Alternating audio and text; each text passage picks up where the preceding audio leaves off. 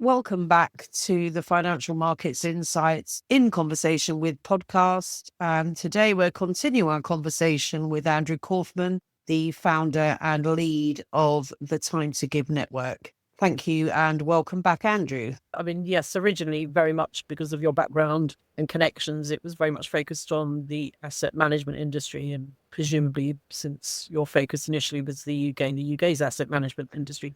What are your plans? I mean, evidently there's no limits to how far this can spread. Absolutely. I mean, the model is universal. We did focus on the UK asset management vertical initially. Number one, because I'm here in the UK. I've been here for 15 years. As you could tell by my subtle accent, I'm from the States. But this community interest company model only exists here. And this community interest company model is a very big part of what we think makes us special. But yes, I've spent most of my career selling into the asset management vertical. That's where my connections were. It did take a bit of convincing for, nobody necessarily wants to be first, but thankfully the story sells enough that, some of my senior connections bought into this, and it's all about dominoes falling at the end of the day. But we have the CEO of a charity on the platform. We have a senior insurance executive. We recently forged a partnership with the Wasps Legends from rugby. Again, going back to maybe celebrities where, there are no shortage of rugby players who have supporters who would love to meet with them, whether that's a Zoom call, whether that's in person. And this offers them a means of giving back and raising money for either their foundation or a charity that they care about. So this work, I always say this works just as well in the UK asset management vertical as it does in Swiss pharmaceuticals, as it does in American oil and gas. And it's not necessarily just about meetings, but it could be about anybody offering services in return for donations. As long as people are willing to participate and are willing to be remunerated in the form of a charitable donation to their charity of choice, this universal model, the potential is endless. I particularly like actually what you've just said, because many charities over the years have suffered from bad press because they say that 90% of money's raised basically pay the overheads and for very expensive people to be hired. And equally, you don't want, going back through, if you have a celebrity or someone particularly well known, you don't want anybody just being able to connect to them for any inappropriate reason. So you've got that level of vetting and confidence that you have to pay a subscription to get through the gates.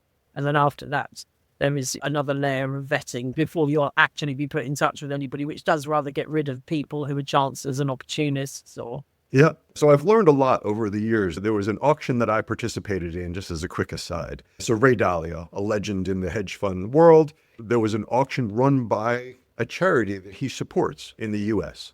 That charity had to organize this. The charity had to do the PR. The charity had to hire a third party to run the auction for them, use the software. And I participated in that auction. And again, there was no barrier to entry. If I was the high bidder, I could have won. I personally bid $27,000. He ended up going for $80,000 for a lunch. But what I found interesting was, number one, there were only 13 unique bidders, which I think is a crime for a guy like Ray Dalio because he's a legend, but nobody knew about it, right? There's no place to go to for that sort of a thing, right? So there were only 13 bidders. He raised $80,000, which is great, right? But the problem is that the charity maybe got half of that. After all the cycles that they burned and the money that they spent, maybe they got $40,000 out of that. In the Time to Give network model, Ray Dalio, if you're listening, Ray, please join the platform. Ray Dalio would join the platform, whatever price he went for, whether it was an auction or a buy it now, whatever that price was, that charity gets that full amount without having to do anything, right? So we really, really want to help the charities. We want to be an agent for the charities to raise much needed funds, especially now in this age of austerity. I guess for many people, it's that much harder and wallets are going to start closing and they just need a new way to do it. And this is an untapped channel for them. No, I would say absolutely. In my own experience, I was laughing. I'm not quite in the Lunch with Ray Dalio league, but I do have a games room downstairs, or my partner does, that's full of nonsense that I've paid ridiculous sums of money for at charity balls, the highest value they've ever had. But what was interesting, and I was involved in organising these, is it's a big business. So the auctioneers get paid. If you want to source these things, everybody's taking their turn. it does make you slightly cynical. Equally and oppositely, I've worked with charities like the Variety Club of Great Britain who've really, really suffered. I mean, they'd cut their resources, their physical overhead down to the quick, basically, because they want to expend the monies they got in a sensible way. They want it to go to the benefit of the recipients. They don't want it to be eaten up in posh buildings and huge numbers of salespeople. So I think for them and a lot of charities, this is something that gives them the perfect opportunity that, again, everybody wins. Yeah. And it also offers time givers the opportunity to promote the charities that they support, right? A big part of our marketing efforts going forward is that just like this, I'll be doing interviews, but in this case, I'll be doing interviews of our time givers in their own words. Why did you join Time to Give Network? But most importantly, what charity have you chosen and why did you choose that charity? Because they don't have the opportunity to raise the profile of a charity. Some charities are quite small and have no way of raising awareness. So if some of their supporters are happy to do it and they're happy to raise that awareness, it also humanizes people a bit too, right? And then also, as these people are talking about it, for us, it just reduces that barrier to entry because as you see a number of people that are already signed up in our 200 plus people that are signed up, if you start seeing people that you know and trust and are serious people, and they've made the decision to do this and announce themselves, the barrier to entry goes down just a little bit more and a little bit more. And then you're like, well, I have a charity that I'd like to support. And I know that there's no shortage of people who are knocking at my door. So maybe I can find an hour a month or an hour a week or an hour a quarter, whatever it is, just to try to do that. So we're really excited about that, because we haven't really stuck our head above the parapet as much as we will, but that is imminent. And these types of interviews are invaluable for us to, kick things off in that regard. Oh, I'm really happy that you say that. I'm smiling. You can't see me smiling, but you made an analogy before that, nobody wants to go first, which was true of any big banking initiatives or any great big projects over the years. But actually, in this case, while that may be true, because it's a people thing, once they see other people there, everybody wants to be part of that club, right? Oh, what are you doing? Oh, I'm doing this thing. What are you doing? Oh, I'm a time giver on the Time to Give network. Oh, what does that mean? It becomes self-fulfilling, and equally, your bidders are in the same boat. If somebody says, how on earth did you get to meet X? Or how on earth did you get an hour in front of Y? They can say, oh, it's through this really funky initiative. So you've actually building your own sales force out of your member participants. Thankfully, we've had some time bidders refer other time bidders to us because they've gotten enough value, right? I have examples where for £150, they had a meeting with a senior executive at an asset management firm that then led to a half-day workshop. Right? Or we have one firm, a company called BML, who was a time bidder and then upped their status to sponsor, which is the other way we raise money in order to fund ourselves. Because we can't take investments, but he had a meeting. They were looking to move down to or open an office in Abu Dhabi, and he wanted to talk to somebody about the Abu Dhabi market and have a friend down there. And for £150, he now got all sorts of answers. He has someone that they'll never forget him and he'll never forget them just because of the nature of how they met. And the odds of that relationship flourishing are that much higher for £150, which is just crazy. So maybe prices will start going up. I was literally going to say, she'll be £500 next time. So get in early. Sign up now. Get in early. Exactly how markets move, right? Exactly. High demand. And that really is interesting. So actually, on that one, if it's someone provided that the ultimate entities are in the UK, then that charity piece still works. So in that case, in the case of the executive from Abu Dhabi, right now we need to pick UK-based charities. Although we are growing into the US, I know you're going to ask me later, but we're growing into the US and that's going to be huge for us, I believe. Any of those UK charities is what was available to him. He ended up picking a Sri Lankan animal charity that's based here in the UK. And the reason why he did it is because his wife is Sri Lankan and he wanted to get on her good side. And this was his way of doing something nice for her, raising a little bit of money for a charity that she cared about. So there's no shortage of potential drivers or scenarios in which people would say, maybe I'll do this. Where I'm hoping is that everybody will almost say that because why wouldn't you? Why can't you take 5 minutes and put yourself up on the Time to Give network and offer time? If nobody cares right now, fine. Yeah, but there's no cost, is there? It doesn't matter from that perspective, whether you're approached or not approached in the short term, because as a giver, it's cost you nothing. Correct. It costs you nothing. And if you're serious about it and you want to drive traffic, individuals that you know want to meet with you, if you drive them to Time to Give Network and say, this is how it's going to work, giving them their chance, then again, they can be a little bit more proactive, or they can just sign up and hope that the community grows. And we appreciate any participation, right? We have an unlimited bandwidth for participants. I was going to say, it is unlimited. It's not even like there's some industry associations and so on that sort of franchise themselves. But in this case, you have a universal platform, right? It doesn't actually matter fundamentally in the fullness of time where the givers and the bidders are situated. Right. Subjects to obviously things like knowing where you can make the charitable donation. But in terms of that, do you have any, I mean, you've mentioned Abu Dhabi and the Middle East is obviously of a huge interest, I would think, to the asset management and wealth management communities at the moment. Is that a particular target market for you, or is the US your 2025 goal? Yes. The Abu Dhabi is a bit of a one-off. So we have Abu Dhabi, we have someone from Luxembourg, we have someone from Sweden. So again, as long as they can pick a UK-based charity at this time, then, we're more than happy to have them on board. And all of the international charities also have a presence here. So you'll always be able to find a charity that'll resonate with you. But yeah, the plan for 2025, our growth for 2025, not only is going to be here in the UK, but also in the US. So we're now working with Just Giving, rather than just having the 26,000 charities that are part of the platform there. They have over 1.5 million charities on their platform over there. So once that's done, then anybody in the U.S. can pick any one of those 1.5 million charities. And that's where we really think this thing is going to hockey stick, not only because the market's bigger, but because as an American, I guess maybe I know they're a little bit more comfortable with putting it out there and saying that they're raising money for charity, and a bit more Wild Westy, I guess. I think you're entirely right. I hadn't thought about it before, but I think culturally, you're exactly right. I think the US typically and US corporates typically have a much bigger propensity than the UK to be out loud about what they do, and both in terms of their individual roles, but also in terms of supporting charities and making a lot more noise around it. So that is kind of interesting. I mean, we'll still run everything through the community interest company here to make sure that the structure is nice and tight, and that, nobody can take advantage, and, that we show that we're just trying to do good here as opposed to a proper commercial enterprise. But yeah, after the US, we can just continue to grow and grow. But knowing what I know and talking to the people that I've spoken with there, we really expect this to take off. But our messaging now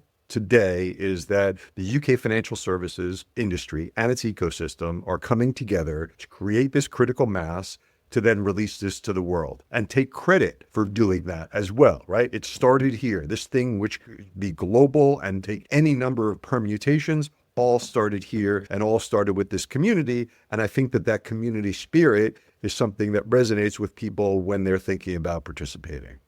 I'm loving this. So actually, if you get the States, then anybody in the States who has an interest to come to the UK has access to those givers potentially, and vice versa. It's the gift that keeps on giving. There's no end to it from a scale perspective, is there?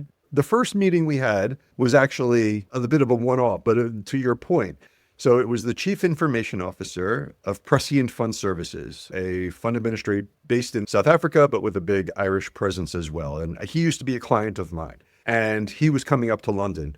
And I said, hey, Garth, can you take a 1-hour meeting while you're here? I'm sure that we could find somebody who wants to meet with you. And he said, sure. So he took a meeting for a £200 donation to his charity of choice, again, UK-based, but a children's charity that he chose.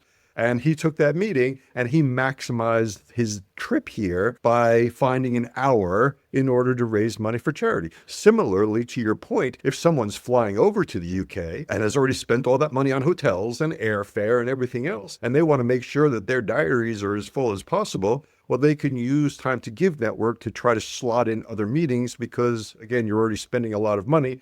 Let's spend a few hundred more pounds and just get those right people in there.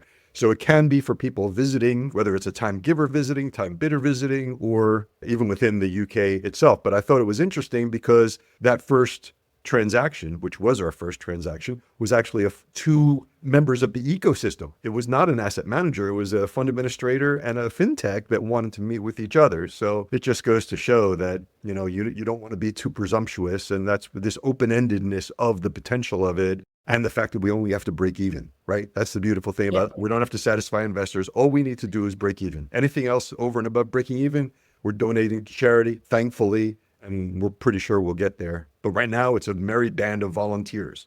It's going to be literally my next question, but obviously it's your baby in every sense. So who else, apart from you, is there on the team knitting all this together? It started with different people helping out along the way and contributing, and then either they ran out of runway or they got a job, which happened to a number of people. There's a woman named Laura Adams who was our original CMO, and now she has a new job, but she helped to move the needle. There's a gentleman named Steve Engdahl who was the product manager at Charles River and a number of other shops. He helped move this incredibly. The platform wouldn't have existed without him. But even before him, there was a gentleman named Justin Wotus, who was from Bloomberg, who helped with my original business requirement doc. So it's been all these people basically stepping in, helping to move this forward. And now we have a team. We have a new fractional CMO. We have a COO. We have a chairman. We have members of our stewardship and advisory board who make sure that we are all running this the way it should be running and sticking to our mission and nobody taking advantage or doing anything wrong. So but the bulk of this team has been volunteers. We also have a team of ambassadors. Ambassadors are like brand ambassadors, basically, where they're out and they're spreading the word and helping to grow the community. Many of them are currently between jobs.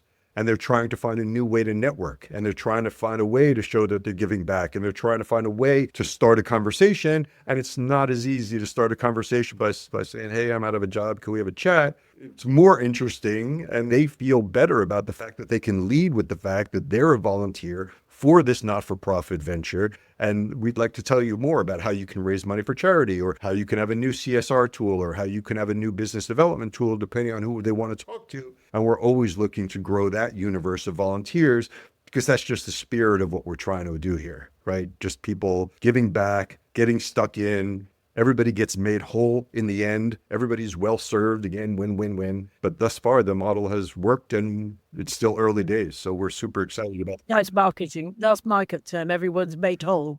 Everyone is made whole. But no, I think you're right. And it is all about giving. And if it can benefit those that are, as you say, are looking for opportunities. But we're out, Melanie, who you know, and I, not as much as, Mel, but, we're going to be out at all the conferences, and we will always be an unofficial brand ambassador for you, just because why not? All of these audiences, we're talking to people who are looking either for work themselves or to pitch opportunities, we will be happy to say something. You might consider this. You might consider this as a route to getting in front of people that you might want to influence. And I think doing this as a not-for-profit has helped me in a way. Number one of the reasons why we did this, in addition to the legacy and all the other altruistic reasons, was I just thought it would be a lot easier to partner with the head of CSR of a firm if this is a not-for-profit and we're just looking to give them a tool and not necessarily get rich off of this. But we also have some conference organizers like Foxons and WBR and Owen James, to give a few of them a shout out, where they've allowed me to participate and share the word. Or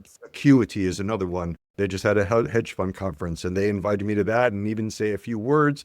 And that's invaluable to me, right? Again, with no budget, I can't necessarily pay for some of these expensive ones, but they feel like they're just trying to give back, and it's the right audience, and it takes a village, I guess. And some people really do, lean into this thing and are willing to, do what they can to help us to raise awareness, because again, it's the community coming together to really do this. And conference organizers are a big part of the community. That's still an arrow in the quiver of every CMO. They're always going to do those, but maybe this is just another way to get those meetings for their salespeople in order to fill their pipeline, in order to grow their business, as just another way to do it. As you say, it is literally another channel, but the plus is every event you go to, and same as us, will be at some of the WBR events this year and a whole bunch of others, A-team events and so on. We're all there fundamentally for the same reason, but this is, in your case, you can say, well, we could talk about this philosophically, that actually, look, this is how it works. So from your perspective, you'd be a very welcome time giver. This is all you have to do. And from your perspective, you should consider this, because you could be, joining industry associations. You've got a subscription fee. The model of paying what is not a huge amount of money for anybody who's working in the city. Right. It's value, but it's proven value.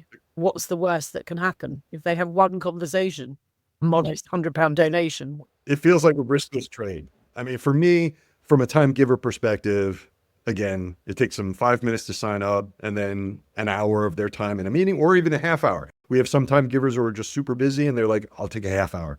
I'm like, that's fine. We're happy to have anybody on the platform offering whatever they can. But yeah, being able to grow the network, being able to convince people that this is a good idea by letting them see others getting involved and being at a trade show, like I said, to be able to share all these stories, maybe even get a table with a screen. That would be my panacea. I can get people to sign up right on the fly. That, I think, is the way to go. Or even actually just an app on your phone that people can literally, a QR code. We make it as easy as possible for people to sign up. Like we have explainer animations on the website just to make sure people know exactly what to do. I want to make this as frictionless as possible, both from a signing up perspective, setting up perspective. We have this, most people, when they set themselves up, they create a standing by now offer, which basically is live for a year or until they agree to take a meeting. And then again, it goes away. They set the name of the charity, they set the donation amount, set it and forget it, and just put it out there as a thing. And then for the time bidders, again, we have these saved searches so that if somebody joins the platform, they're going to get alerted. They're pulled into the platform. They're then able to see who these people are. And if it's something that's of interest to them, they take it further. And if it's not, but it is a riskless trade. It's £150 to a not-for-profit. And then it's up to that time bidder to determine if they want to make that donation. Nobody's forcing them to do it. They have to think, okay, this person, this amount, that makes sense. Let's do it. And if it doesn't make sense, they don't have to do it. So there should be no losers. Just as a technical question, so if you have a particularly big name time giver and they have this, as you say, bite now offer that they've set up, the minute a bidder has said, I'd like to take advantage of this opportunity, are they then out of the market until that opportunity has taken place? Or could they potentially be contacted by 10 different people all saying, I want an hour of your time? No. Well, if you put an offer up, for as long as that offer is live, people can send you indications of interest saying, hey, I'd like that meeting. Hey, I'd like that meeting. And then if they're getting a lot of interest, then they can pick just one. Or they could put up 20 offers and sell them all individually. Or if they're really in demand, then maybe an auction makes more sense because then you're maximizing the value of that hour. People are signing up. They're participating in an auction like Warren Buffett. And, that very in-demand person is now able to maximize that hour. Once that trades, again, they can't be contacted by anybody because they don't have a live offer. And then at the appropriate time, they put a new live offer up and the process begins again. We also have the ability for time givers, if they want to turn off that indication of interest and they're just like, it's fine, I don't need to get involved. Whoever wants to meet with me, whoever's first, they can just make that donation and, just to make it as super easy as possible. No, as you said, give them every flexibility then. And again, I like that. It sort of brings us nicely around to exactly that exchange model. So you can put your offer in. And the nice thing also for the charities, worth noting, is that they're happy because now they have a new donor, right? So the value of a new donor to a charity is quite good. It's someone who knows about that charity and maybe they'll get stuck in. And maybe, the ideal from a CSR perspective is if a company allows their employees to participate and the employee participates, well, now maybe they do matching gifts. So maybe they either make a matching gift to that same charity, or maybe they say, you know what, for the matching gifts, we'll match gift to our corporate partner. So now our employees are participating. They're having a more impactful relationship with their corporate partners. The employees know that they're supporting the corporate partner as well as a charity that's near and dear to their heart. And that really is even better, right? That's almost the panacea where, because most of these corporations do have this matching gift. And if they do, let's use it. And most companies have the ability to take time off to do volunteerism. This isn't even taking time. Well, I was going to say, this makes it painless for literally everybody involved in the offer, right? Yeah. The bidder, the giver, the charity, the in-house CSR team. The compliance officers, that this is as painless as it can be. This has been honestly really fascinating, Andrew, and it was fascinating the first time around when we spoke. I'm delighted that you've done so well in what's less than a year of activity, so onwards and upwards. Is there anything we haven't touched on today that you'd like to tell our listeners? No, just, obviously we're always looking for volunteers, people to help, people with skills or people that have, the desire to leverage this to grow their own network and do some networking and giving back and helping out. So we're always looking for people to help us because that's going to be an invaluable part of the model. And then it's just a matter of trying to find individuals who are keen to get started now. Those who are looking to raise money for charity, those who are seeking access and curious about this. And as mentioned, one of the other ways in which we've raised money is through sponsorship, right? So we have a number of firms that have made contributions to the Time to Give network. We're looking to raise money from 40 firms, the founding 40, as we call them. And they've all contributed £5,000 to this not-for-profit entity in return for branding and LinkedIn love and just showing that they want to help to bring this forward. So we're always looking for new sponsors as well. We think that for that £5,000 contribution, if this goes to plan and this becomes this global, all singing, all dancing platform that takes a bite out of the expert network market and also allows other individuals who are seeking access for any number of other reasons, this thing should be huge. And to be associated with this in perpetuity is something that hopefully some firms will find attractive. I was going to ask you, so your founding 40, it's a one-off investment. It's a £5,000 for 1 year sponsorship where your brand is on the website and we're supporting you in every way possible. But your brand will always be mentioned at events because that's another thing that we want to do as well. We know that this platform lends itself to events, just because it's all about networking and it's all about charitable fundraising. So if we can have events that are also about networking and fundraising, well, that's a good way for us to continue to grow the organization and to grow the platform. And so at every event that we have worldwide, what I've told all our sponsors is that there will be a pull-up banner. And in perpetuity, the founding 40 names will be on that banner globally. And for $5,000, I think it's a pretty good deal. If you believe that we can pull this off, and if you can play a role in helping us to pull this off, that would be fantastic. So obviously we're going to carry on talking, Andrew, to you and Time to Give Network. But for today, we're going to round it up here. It's been an absolute pleasure talking to you again. We won't leave it so long next time. So thank you very much, Andrew Kaufmann and the Time to Give Network. Thank you, Tina. Appreciate the opportunity to share the story and look forward to seeing you in person sometime soon.